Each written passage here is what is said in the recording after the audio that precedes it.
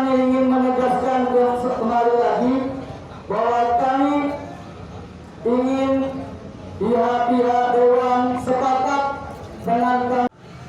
Jadi hari ini kita sedang mendengar kabar bahwa kemarin kawan-kawan mahasiswa sebelum gelombang demi gelombang yang terus mendatangi kantor perwakilan rakyat ini.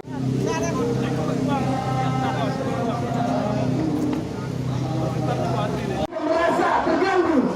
Masih banyak guru-guru, masih banyak mahasiswa, masih banyak masyarakat Indonesia yang tidak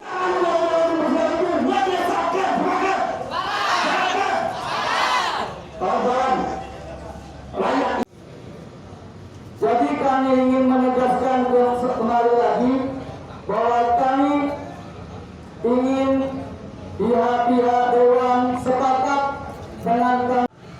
Jadi hari ini kita sedang mendengar kabar bahwa kemarin kawan-kawan mahasiswa sebelum gelombang demi gelombang yang terus mendatangi kantor perwakilan rakyat ini.